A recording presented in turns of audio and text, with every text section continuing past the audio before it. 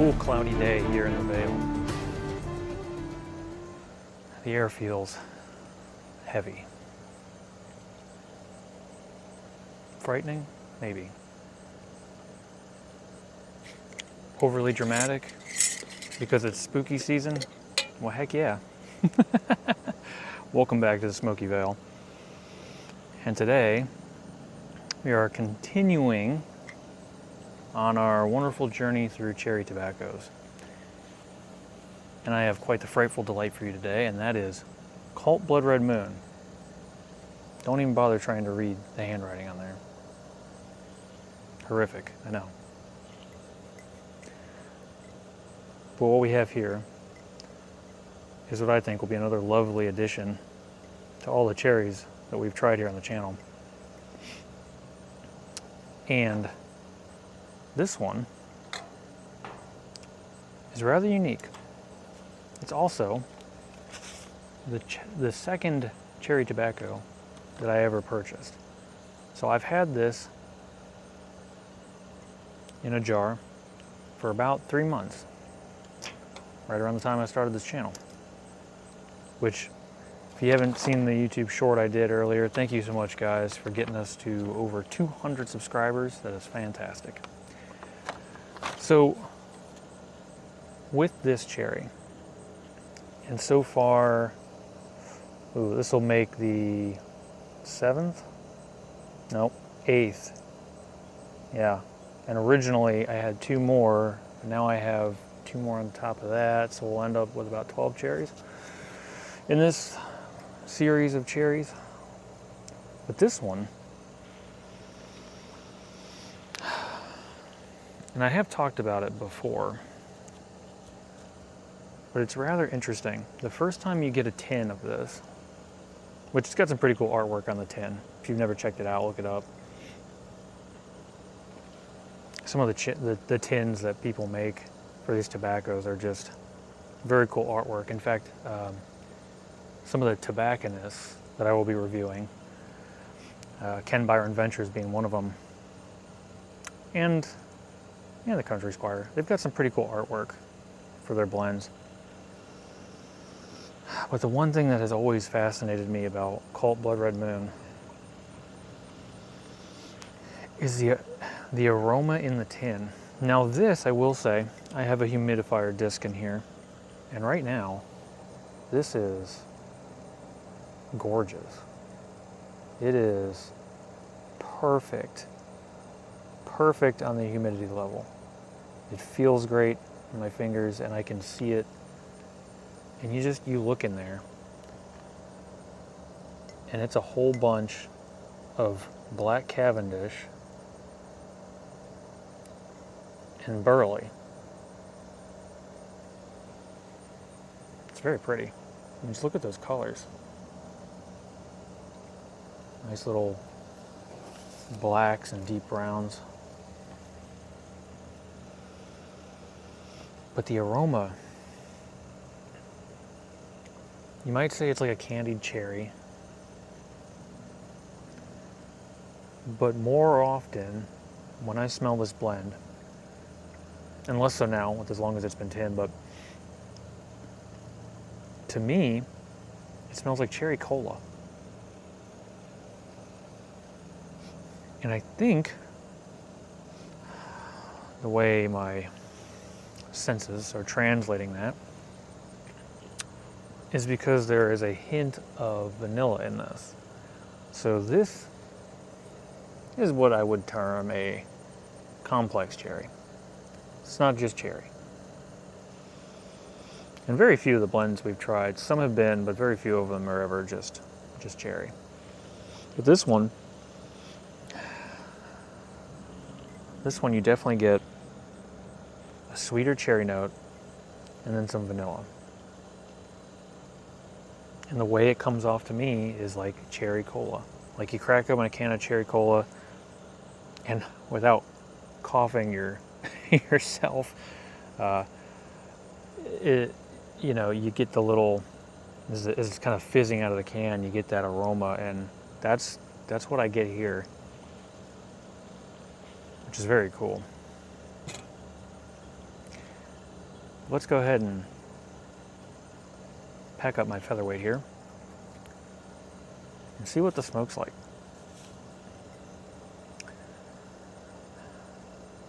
And honestly, I mean, Cult Blood Red Moon, I didn't even intend to have that be thematic, but you know what, I think that goes pretty well overall, even though this won't be a part of my my spooky autumn / fall tobacco series that I'm currently in the middle of, which if you have not checked that out, please do so. The first tobacco in that series that I reviewed was the Autumn Evening by Cornell and Deal. Great blend, just fantastic. I've already enjoyed a few smokes from that, and it's awesome. It really is. So, all right.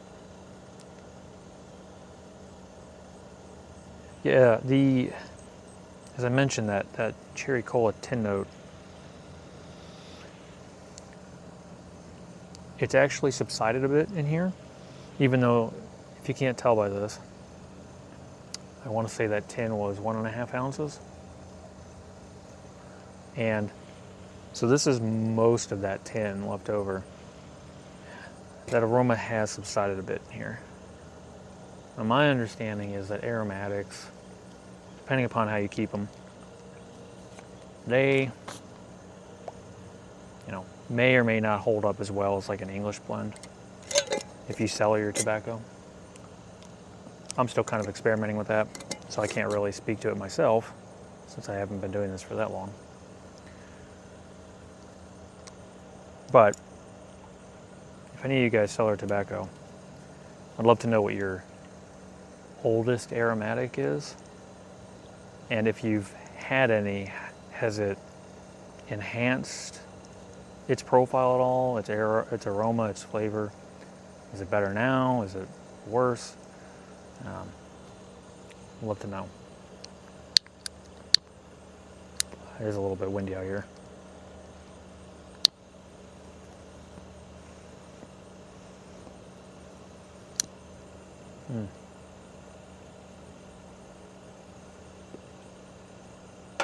I smoked that BB 1970 earlier in this pipe,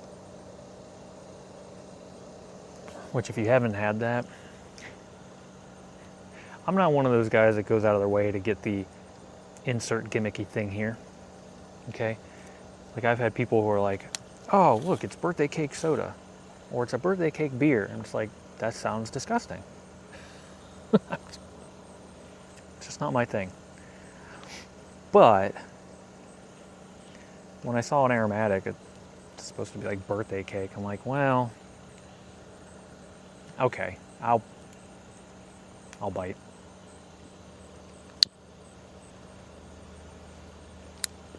Which if I have a bowl of birthday cake tobacco, is that like having a slice of cake? I guess not. You don't get all the empty calories. Okay. How about this cherry?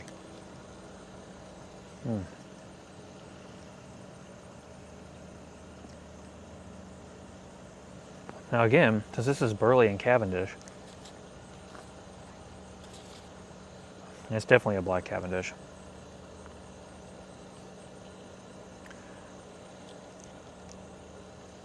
I would imagine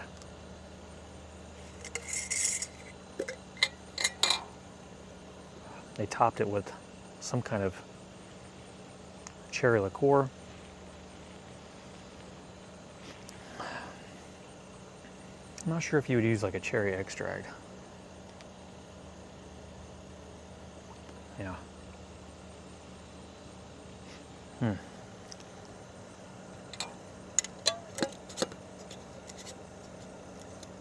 And of course I say topping, meaning it's not absorbed into the tobacco leaf. So,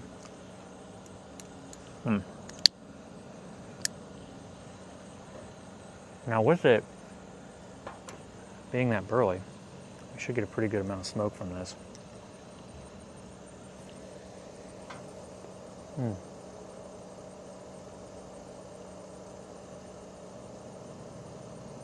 Okay.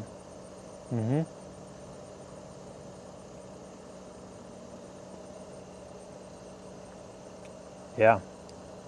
So right up front, I get the vanilla first.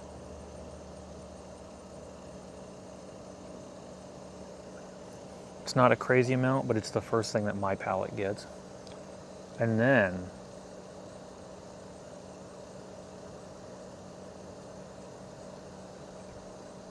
it's a sweet cherry.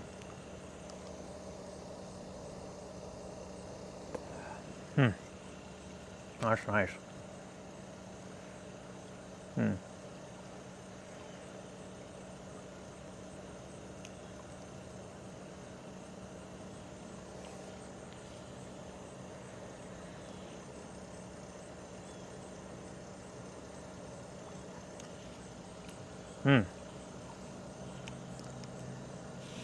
Now apparently. You know what? Okay. I do get a little bit of it. So it's supposed to be a hint of vanilla. Oh, and chocolate. So this is essentially like smoking a cherry cordial. And I will say that the sweetness level of the Cult Blood Red Moon, it's right on the edge of that cloyingly sweet amount of sweetness. I won't say that it is cloyingly sweet, but it's up there.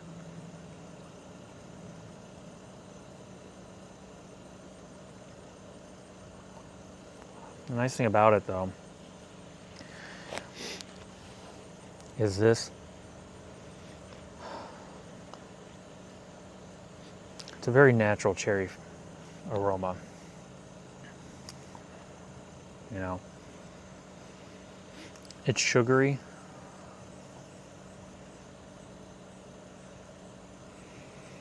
But when I think of like artificial flavor, the first thing that comes to mind is Flintstones vitamins. I don't know why. I just remember as a kid, we had Flintstone vitamins. And I'm pretty sure there were ones that were different colored, like red and orange. And then there was like the ones you'd get, which were like either cheap or an off-brand or something, and they were chocolate. And those things were disgusting. Because you know a vitamin is supposed to taste good. I bet you never thought you would be watching a pipe tobacco review and get into a discussion about vitamins, but there you go. I'm sure that's an achievement somewhere.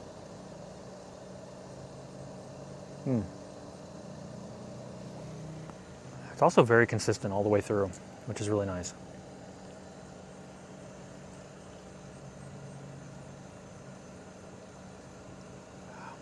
The longer I hold that smoke in my mouth, the more I'm getting a mild chocolate note.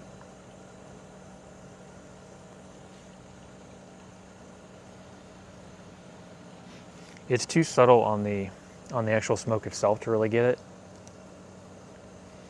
But yeah.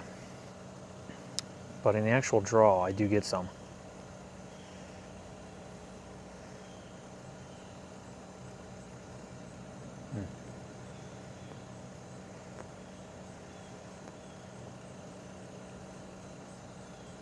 Okay, there we go. The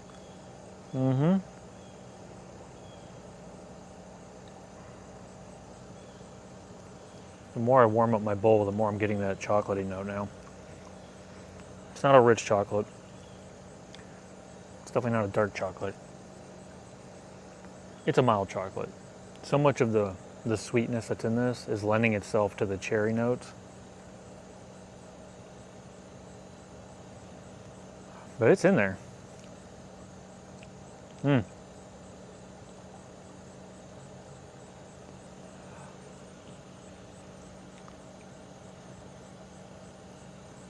I will say when I first started smoking this one,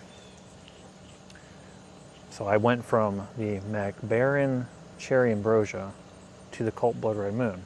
The Viking Piper recommended this one to me. He actually gave me a tin.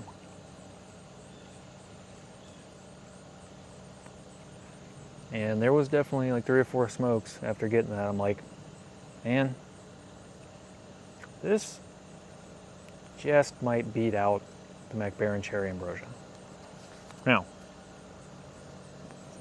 if you're at all curious, looking back here, man, that's good. The leader, we're kind of keeping score here. Casey Jones' Last Ride got a 9.4. Now, right now, 9.4 is first place. Then after that, I have the Cornell and Deal Black Cherry. And I'm pretty sure, I'm just going to put it over here, the score for the Mac Baren. But then you got Brigadier Black Antietam at 8.9. So we've definitely had some really good cherries.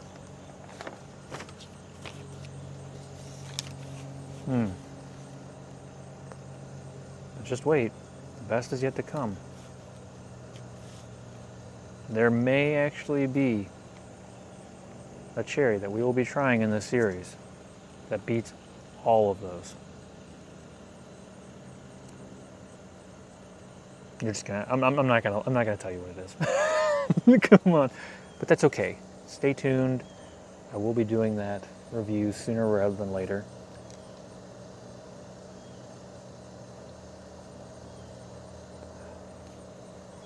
Maybe that'll be the treat in this little trick-or-treat tale that I tell as I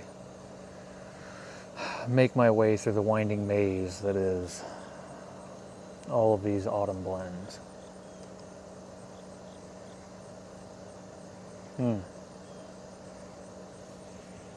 Overall, I'm very pleased with this.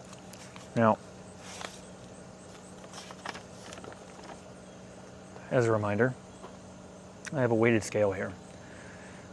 3 components of it: smoke, volume, flavor, and aroma.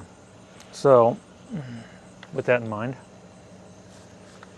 and I've said this before for those who haven't watched my other cherry reviews, as a 10% more weight, or 10%, there's 40% weighted on flavor, 30% to smoke volume, 30% to aroma, because I don't care if it's an aromatic. I want it to have a good flavor. So yeah, I'm silly like that, I guess. But with that said, where does this stack up? Let me get a few more, warm this up a little bit, get a few more good draws on it. I like to let these tobaccos breathe. By that I mean give them time to develop in the bowl, because if you're just lighting up the tobacco, the first draw you get in no way, shape, or form will match the last draw, or the draws when you get to halfway through the bowl. They just don't work out that way. Because the more you smoke the tobacco, the more it heats up in the bowl, the more it releases those oils, those volatiles. And based on the temp, cooler or warmer, you'll start to get more or less elements of your tobacco smoke. With Englishes, it's all about flavor. With aromatics, leans more to the aroma, but flavor is still a part of it, even if it's just a tobacco leaf flavor.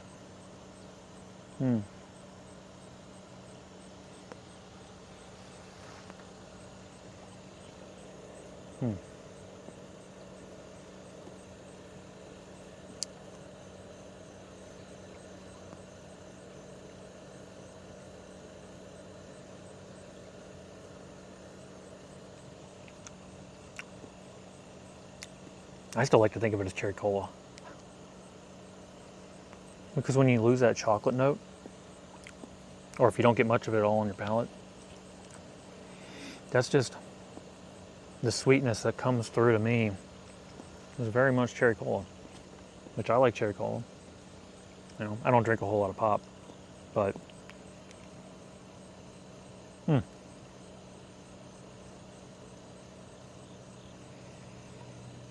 that is such a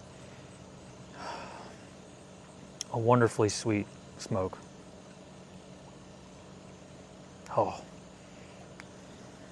very inviting, very enjoyable. Okay, so I'm actually going to go out of order here. The aroma, man, it holds up. Smoke is very consistent. And while I will say that you don't really get the chocolate notes in the smoke itself, it just doesn't translate. And there's another blend, Brigadier Black, Alamo.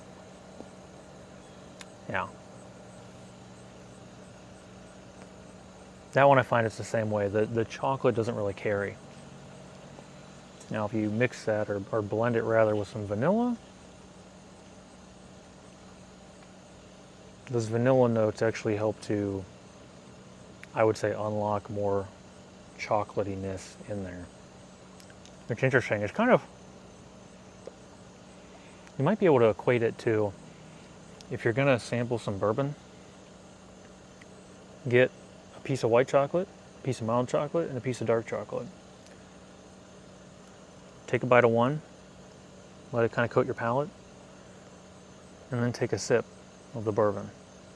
Let it rest on your palate, swallow, blow out, you know, like that. And it's amazing the flavors you'll be able to get.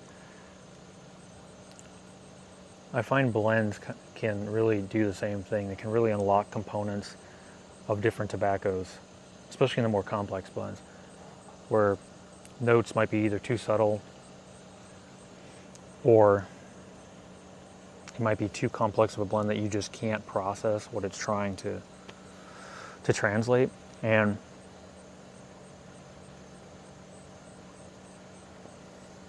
yeah, I think this is a little bit like that. So I would say the aroma,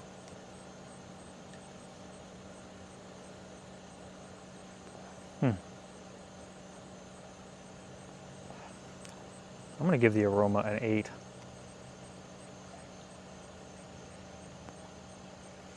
It is very good.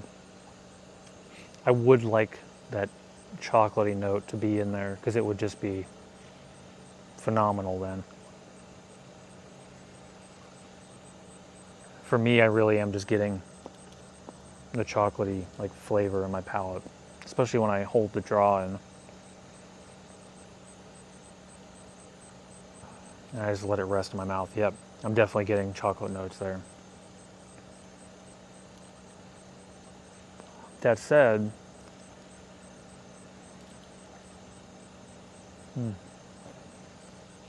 it is delicious. This is an aromatic, a cherry aromatic that has good flavor. And once you know, it's got the subtle hints of vanilla and the chocolate, and then that sweet, almost like candied cherry flavor or component to it. Yeah, you get all three.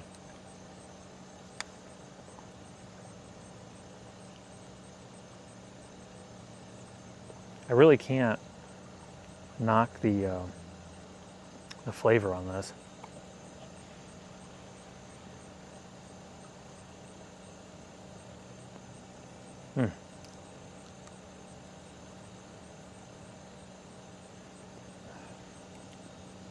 Man, I'm gonna have to give this a 10.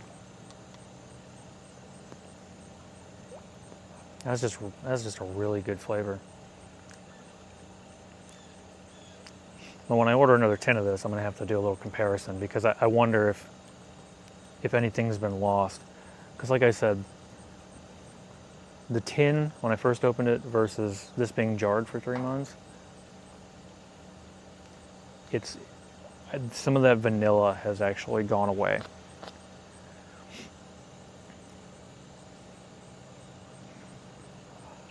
The smoke volume,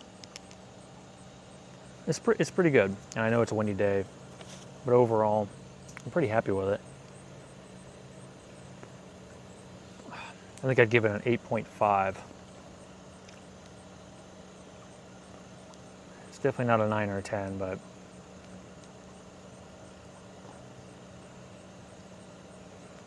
yeah, I'm happy with that.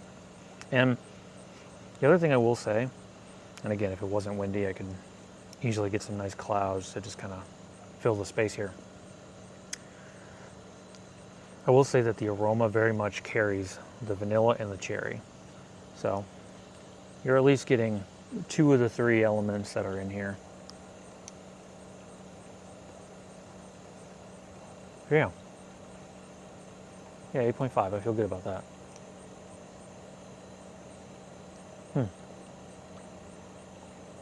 On that note, there's the score. With that said, we still have Peter Stokeby 3 Cherry, which I have not had yet. I've had that one jarred for a month and a half now. And then the Super Value Cherry Cavendish. But then there's 2 more. One of them, I will say, is the Ken Byron Ventures Dark Fired Cherry. I was recommended that. Sorry, I don't have your name off the top of my head, but it was one of the fantastic comments that was left for me on the channel as a recommendation. And thank you very much for that recommendation. We're going to check it out here in this series. But then there is one more contender that I'm throwing into this ring. Man, I'm going to feel so bad if that one ends up winning out. But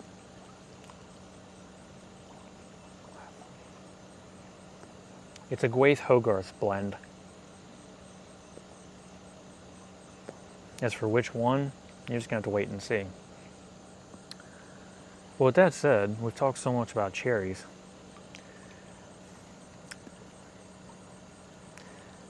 You know, if you're looking for a departure from this cherry,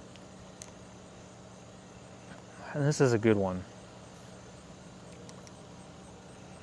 It really is hard to beat the Casey Jones Last Ride.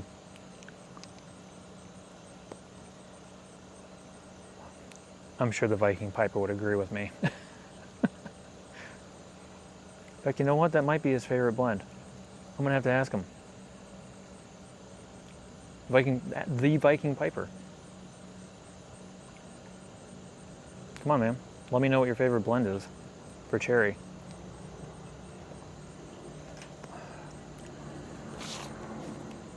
In the meantime, check out one of these other videos. If you're a fan of cherry. If you're not, then check out my new spooky fall autumn series that's going on right now. Because we're just getting started. And man, I love October.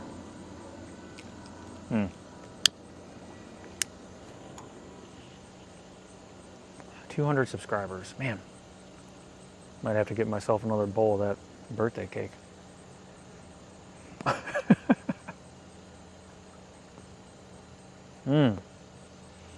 Man, maybe you take this, a little cherry cordial notes, and you mix that in with some birthday cake. That'd be a whole hit of vanilla right there. Tell you, I'm gonna become a real mad scientist with these things.